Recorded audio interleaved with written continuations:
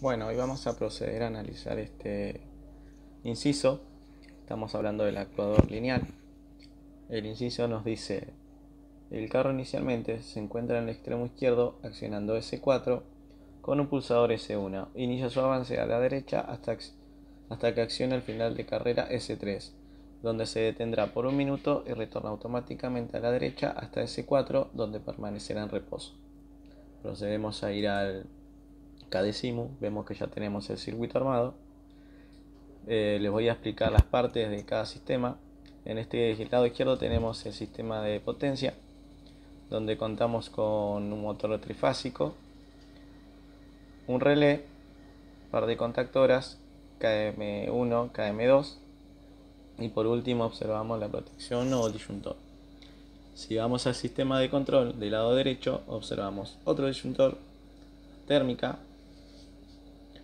Por acá abajo vemos un pulsador S0 o de parada, como quieran llamarlo. Acá observamos otro pulsador, que es el pulsador S1 o de marcha, acompañado de un contacto KM1.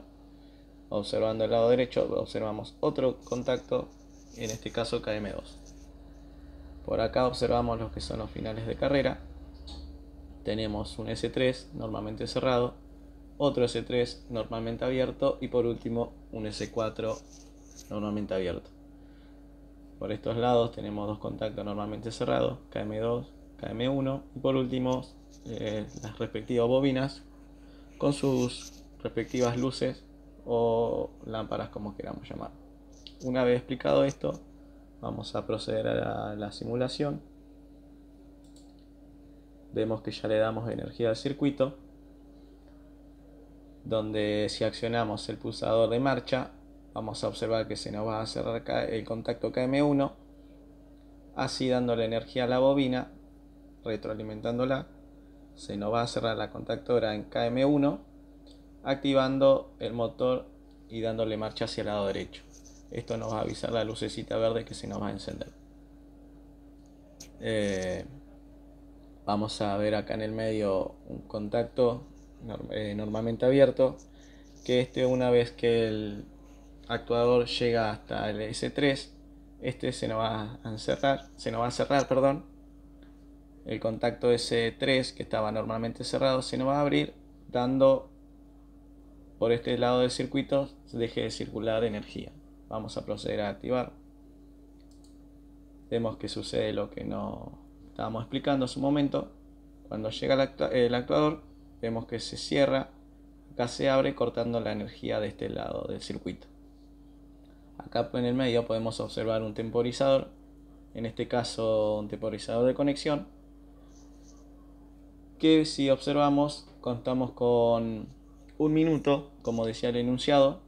Esto podemos variarlo, podemos hacerlo de más, de menos, depende de cómo uno lo quiera hacer.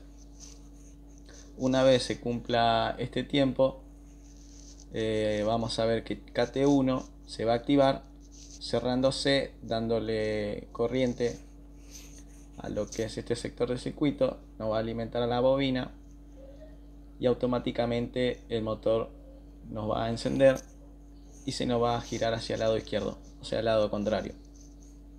Una vez que se cumpla este tiempo, el motor automáticamente va a ir hacia el lado de S4. Vamos a esperar que se cumpla el tiempo. También podemos observar que tenemos otra lucecita que podemos activarla con los relés, viendo si tenemos un problema en el circuito o no. Que en este caso la luz se nos va a encender de color rojo, a diferencia de estas dos, que es un color verde. Algo más para explicar no tenemos.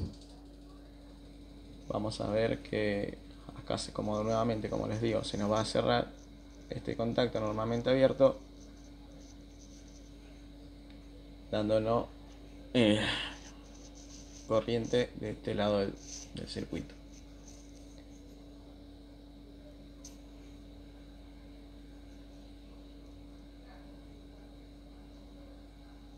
Vemos que llega a 0, se nos cierra KM2, así dándole energía, y como vimos vuelve hacia el lado izquierdo. de ese cuadro.